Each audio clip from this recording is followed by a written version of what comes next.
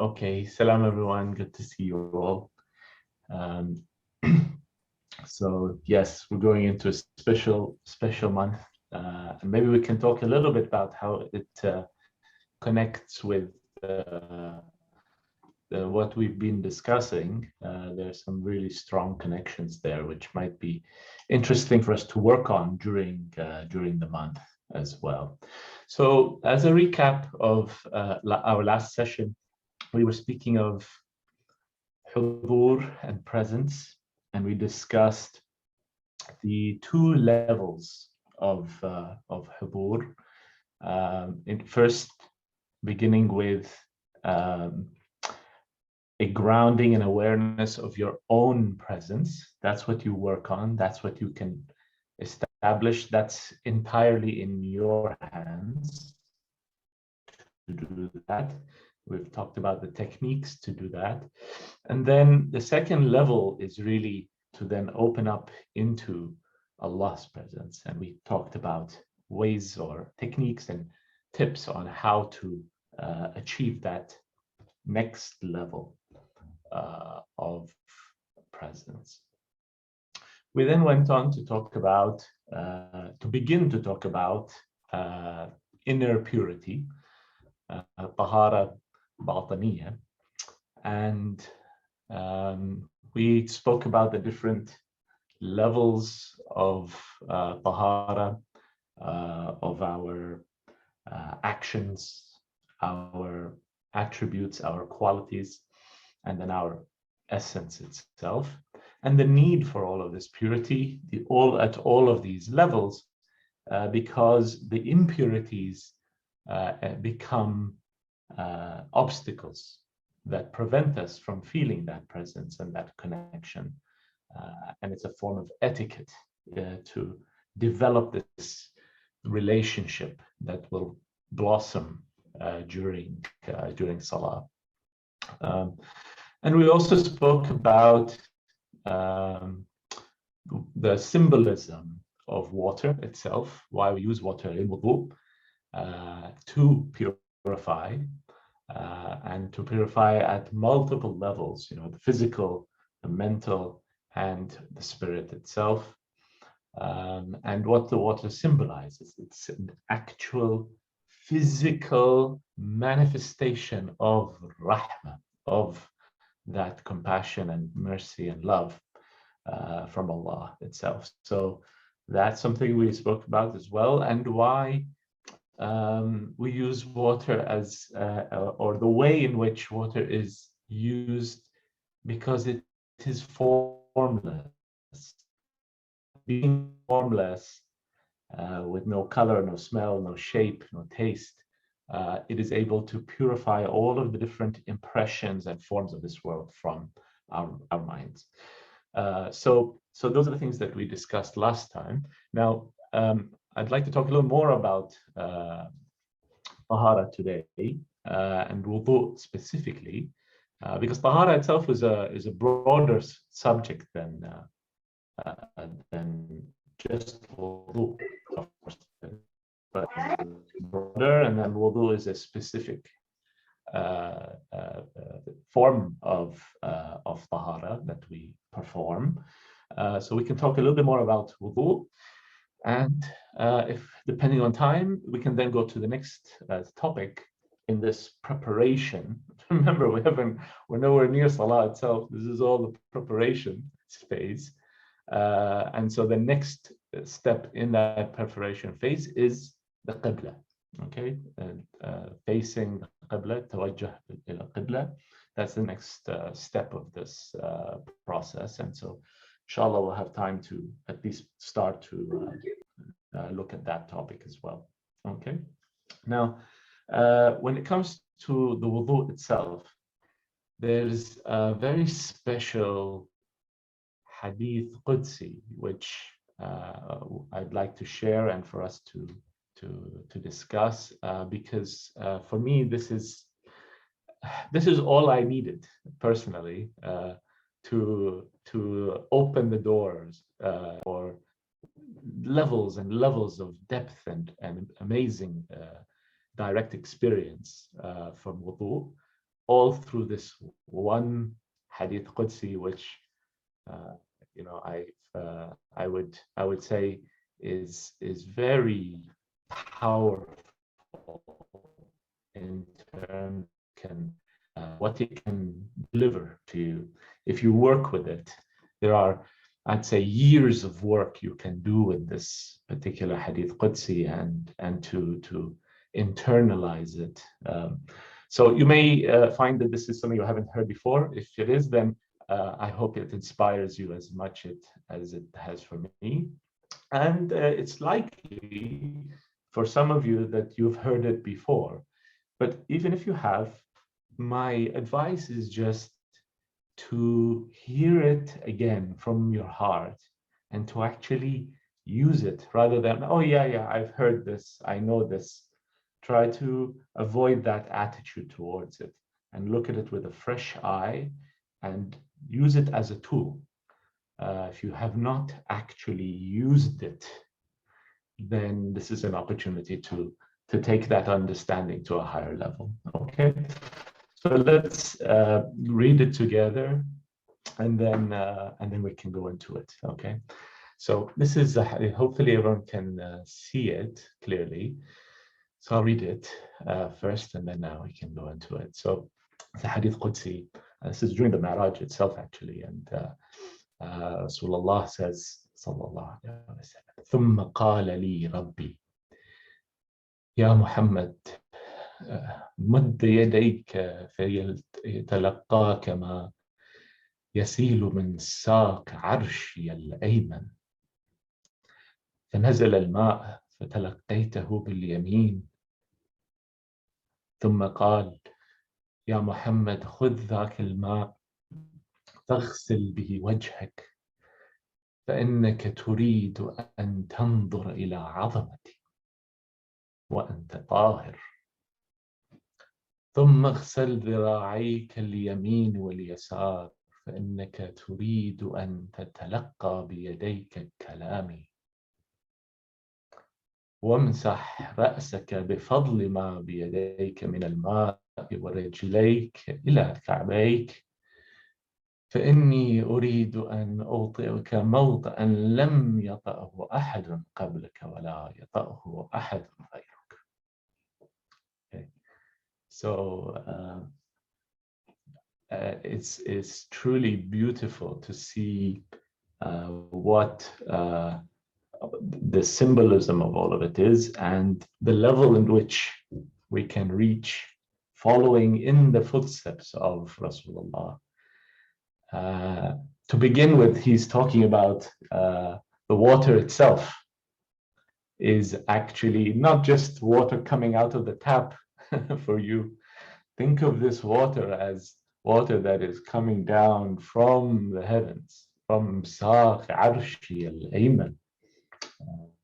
And that's the way that we should be behaving and interacting with the water itself. Okay. And then this phrase, which I will never get tired of reading, فَإِنَّكَ تُرِيدُ أَن تَنظُرْ إِلَى عَظَمَتِي. So, you know, this shows that we are able to actually we are privileged to be able to see that greatness of Allah. But to do so, we need to have a purity to be able to see that greatness. And then he's saying that in order for you to even come close to my words and to grasp them, then you need to have purity of your hands and your arms to be able to receive my words. And then the legs and your feet and your head in order to then be transported to another level, to another place. So it's I hope you agree. It's a very powerful and inspiring Hadith Qudsi that you can actually use this and as you're going through the wudu, you play this out with yourself. This is what you are doing. You are purifying each part of your body in order to do this mi'raj, to be uh, uh, capable of doing mi'raj. I remember that I actually came across this when I was first learning about it in 1997. Okay, so it's about 25 years ago, and it was actually in Ramadan. And I remember a particular night. I was in London at the time, living in London, and in our masjid, Majma in London, we used to go for Layali Qadr.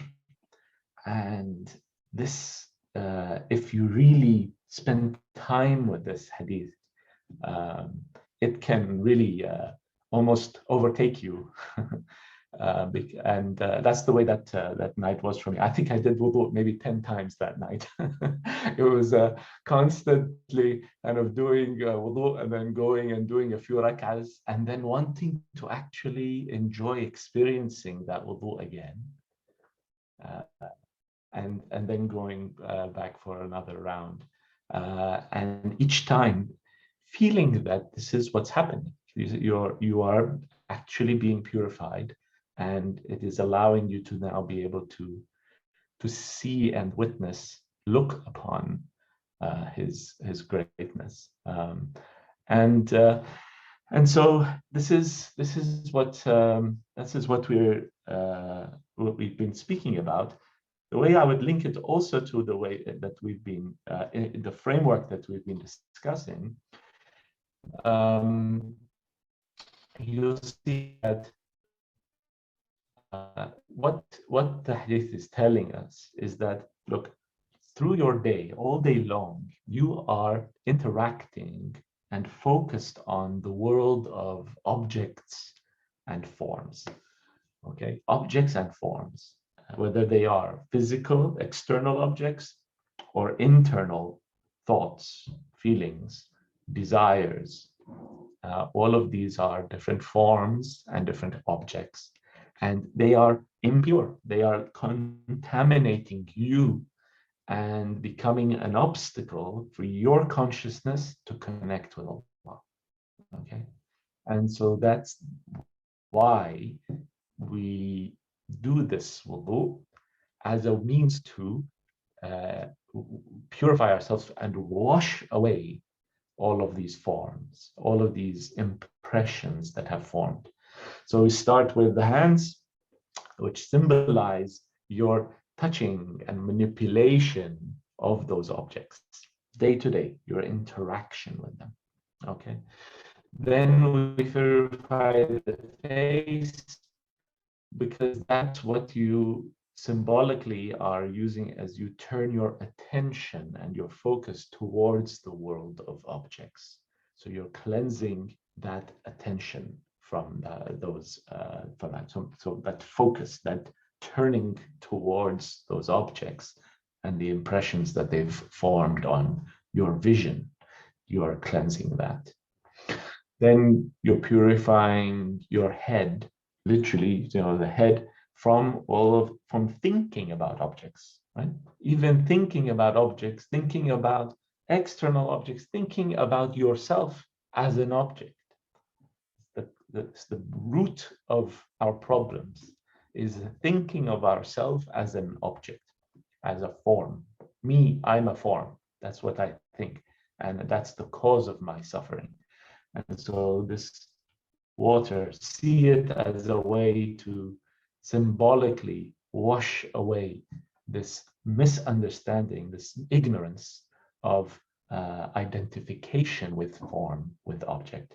And the same for the feet, because that's symbolically what you use to move towards those objects. Seeking happiness in objects, you are doing it with your feet.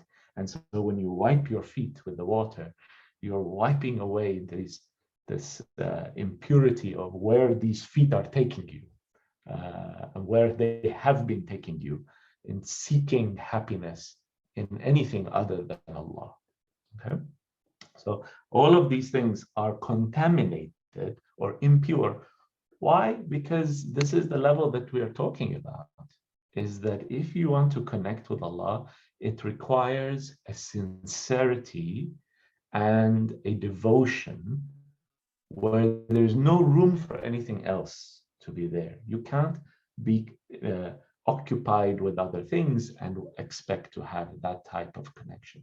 Okay, and so that's what we're doing here. We're eliminating all others, all objects, all forms. He has no form. He has no he is not, obviously not an object, and so we're cleansing the entire structure of our being in order to then be able to receive that presence. Okay, and one note I've made here, and right at the bottom of this slide, is that you can actually use the water as part of that process, that technique of shifting to bodily attention that we talked about. Okay, and this was a real kind of light bulb moment for me personally when I realized that this is part of what WUDHU is actually for.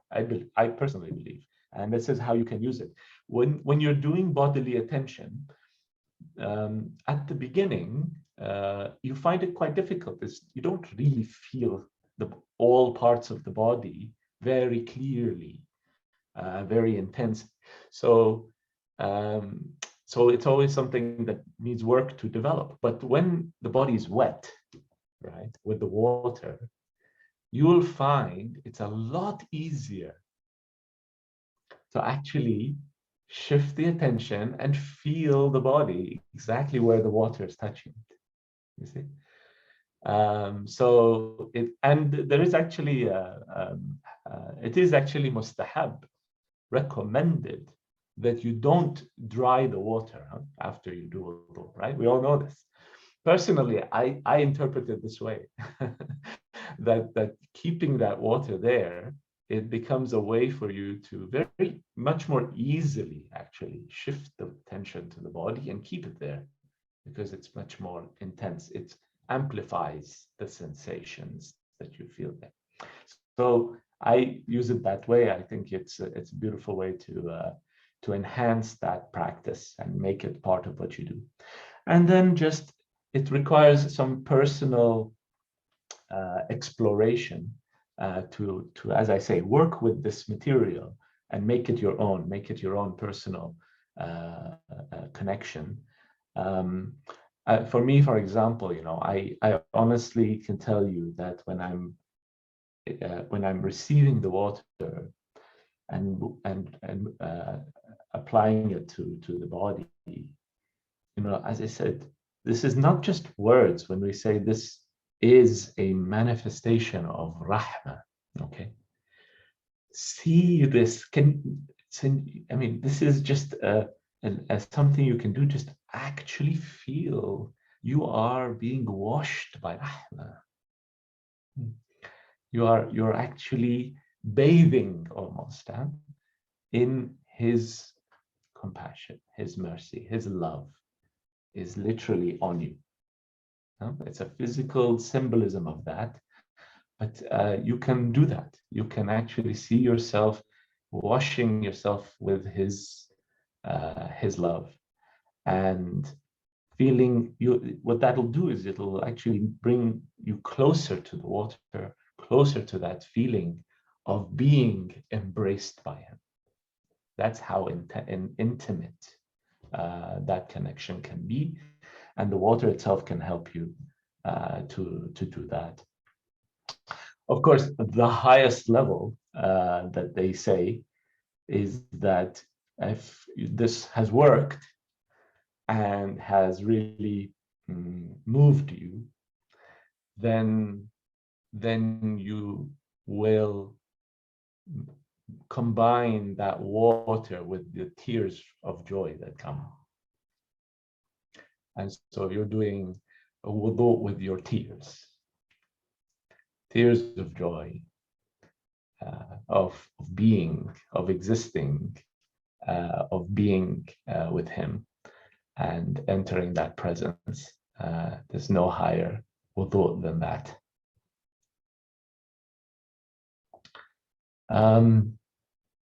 Okay, so I think that's what I had to share on wudu. There's maybe one last thing I'll share. I hope, I know not everyone here speaks Farsi, but there's the poetry on these type of topics are just absolutely beautiful. So I'll share a little bit of a few verses that I find, help to explain all of this. From my favorite poet, Attar, Farid al-Din Attar. He says, Dil bedast aro jamal ou bebi. آینه کن جان جلال او ببین. Okay. So he's saying, bring this heart, this inner world of yourself into your control. Get hold of it. Get a hold of it so that you can see his beauty. So that you can see that beauty. Bring this inner world of your mind and your heart into your hands, into your control, so that you can witness that beauty. آینه کن جان. Turn this spirit of yourself, your inner being, into a mirror, and through that mirror, see his majesty, see his jalal. Okay. This is what we're doing. This is what this tahara is about. It's about achieving that type of a heart that's clear and like a mirror, then able to reflect and show you his beauty and his majesty. Okay.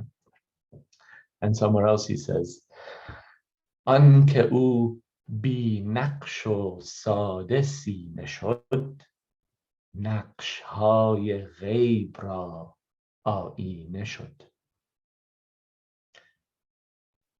Whoever makes the heart clear and pure, free from forms, okay? Be naqsh means free from forms, okay? If you make the heart free from form, the unseen world of the ghaib, that's what he's saying, okay? Be naqsh you become a mirror for those forms of the unseen world. آینه دل چون شود صافی و پاک، نقش ها بیند برون از آب و خاک. Again, the heart becomes like a mirror when it is pure and clean, so that it can reflect the forms that are beyond the material world. Okay. هم بیند نقش و هم نقاش را، فرش دولت را و هم فراش را. He sees thereby, he sees both the forms, the painting, and the painter. Yes, you see the painting and the painter. The carpet of this world and the carpet maker as well. All of this by cleansing, emptying, purifying. And if you think about it, that's how a mirror works. A mirror it's a problem when the mirror, let's say, is dirty or rusty or has a stain on it. It is not able to reflect the forms of what you want to see. And so the forms need to be washed away from the mirror to make it formless. The mirror itself should be formless, right? The mirror itself should not be giving you any forms. Only then can it be a perfect reflection of the forms. And so that's what we're doing with wudu, just as we discussed We are washing away all forms, all images, all thoughts, all feelings, all desires, all of this washed away, so that you've created the pure space for that presence to come. Okay, well, looking at the clock, I think maybe I'll stop there. We can talk about the Qibla next time. I'm sorry if I kind of go through this a bit slowly, but inshallah it's of interest, and